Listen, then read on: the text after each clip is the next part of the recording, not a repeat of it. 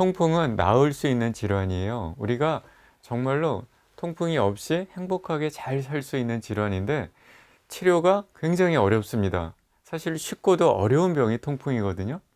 왜 약을 잘 먹으면 좋은데 왜 이게 치료가 잘 안 될까요? 즉, 통풍은 왜 치료를 하는데도 잘 나을 수가 없을까? 이 부분에 대해서 제가 몇 가지 환자의 사례를 가지고 설명을 해보겠습니다.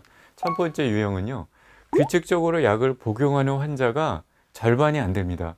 우리가 정말 많은 질환이 있고 그 질환에 약이 많고 약을 쓰고 있습니다. 그런데 가장 우리가 복약 순응도라고 표현하거든요. 약을 처방해 드리면 약을 타서 먹는 거예요. 먹는 비율이 절반이 안 되는 대표적인 질환 두 개가 있습니다. 하나가 통풍이고요. 또 하나가 골다공증입니다. 이 두 질환은 왜 약을 잘 안 드실까요? 즉, 증상이 없기 때문입니다. 내가 멀쩡해요. 통풍이 갑자기 아프다가 이제 안 아프잖아요. 그럼 약을 안 드세요. 약을 처음에는 드시죠. 한 3개월, 6개월 드십니다. 그런데 1년, 2년 지나다 보면 내가 안 먹어도 안 아프고 먹어도 안 아프고, 그러니까 약이 집에 쌓이는 거예요. 그 다음 약을 타러 올 때 늘 하시는 말씀이 약이 이만큼 남아 있다는 거예요. 3개월 있다 오시기로 하고 한 달만 달라. 2달이 남아 있죠. 3개월 있다 와요. 다 남아 있어요. 그러니까 약을 잘 안 드시기 때문에 궁극적으로 치료가 잘 안 됩니다. 두 번째 유형은 아플 때만 드시는 경우인데요. 환자가 굉장히 아플 때는 정말 정신이 벌쩍 납니다. 우리 통증 점수로 늘 하죠. 병원에 가면 0, 1, 2, 3, 4, 10까지 놓고 표시기에 보세요. 통풍 환자들 9, 10에다 다 표시하세요. 그러면서 결심을 해요. 약 잘 먹어야지. 내가 이런 고통은 다시는 경험하고 싶지 않아. 그때뿐이에요. 왜냐? 약효가 아주 좋거든요. 급성 통풍이 왔을 때는 우리가 치료약이 명확합니다. 비스테로이드 소염제, 우리가 진통 소염제라고 말하는 약들, 그리고 코리친이라는 약, 그리고 스테로이드. 이 약을 짧게 씁니다. 어떤 환자분들은 그냥 한두 봉지만 먹어도 안 아프다 그래요. 또 아파도 하루 이틀치 먹으면 안 아프죠. 그러니까 그때 지나가고 나면 말짱하거든요. 그러니까 안 먹게 되죠. 즉, 아플 때만 치료하는 분들 정말 통풍 고치기 어렵습니다. 왜냐하면 안 아플 때도 우리 몸의 요산 수치는 높아요. 그래서 그 요산이 자꾸 결정을 만들어서 관절을 공격합니다. 또 세월이 흐르면 콩팥을 공격합니다.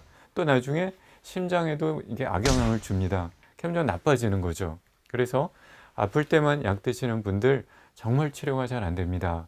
세 번째 유형은 우리가 환자분들이 피검사를 굉장히 잘 알고 계세요. 병원에 오시면 피검사를 해달라고 하시는 분들이 더 많죠.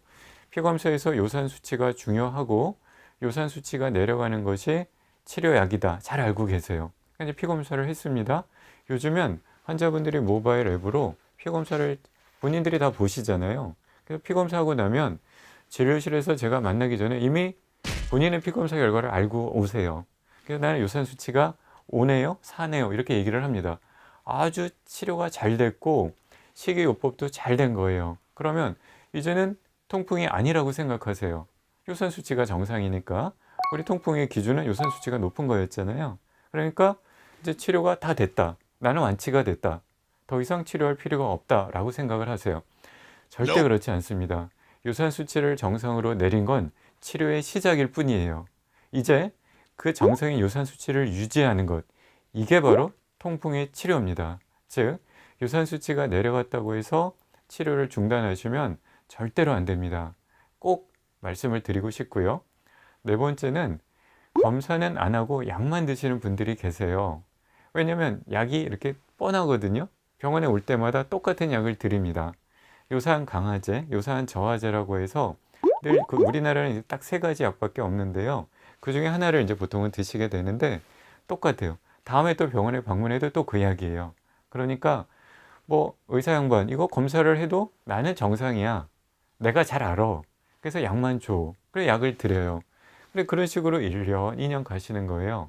그러면 지금 내가 잘 조절이 되고 있는지, 조절이 안 되고 있는지, 우리가 약을 드시지만 일상생활을 하다 보면 요산 수치가 올라가는 식이요법을 할 때도 있고요.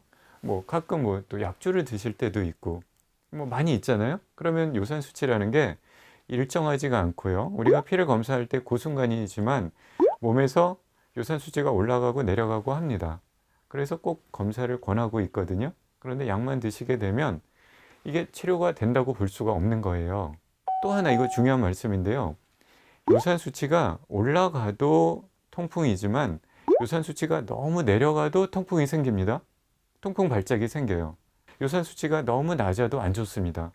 그래서 약을 드시지만 정기적으로 꼭 피검사를 해서 요산 수치를 확인하는 것을 꼭 권고드리고 있습니다. 마지막 유형, 이게 제일 안타까운데요. 어디 보면 통풍은 완치가 안 된다.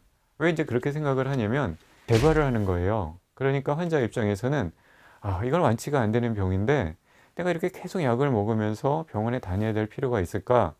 이제 치료를 포기하는 거죠. 약을 접어버리는 거예요.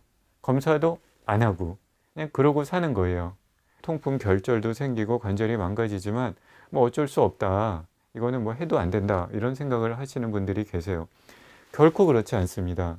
통풍은 정말 약을 잘 드시고 본인이 관리만 잘하면 우리가 완치에 가깝게, 사실 재발이 안 되면 완치잖아요. 그죠? 재발을 안 하도록 잘 관리가 되면 완치나 다름없는 일상생활 다 하시고 즐겁게 생활하실 수 있어요. 그래서 절대 포기하시면 안 됩니다. 치료의 포기란 없는 것이 바로 통풍입니다. 이런 유형들을 잘 보시고 내가 어느 유형에 속하는지를 잘 생각해 보시고 이 유형이 결코 좋은 유형은 아닌 거예요. 이 유형을 깨고 내가 꼭 치료를 하자, 꼭 낫는 쪽으로 가자, 이렇게 꼭 생각하시기를 바랍니다.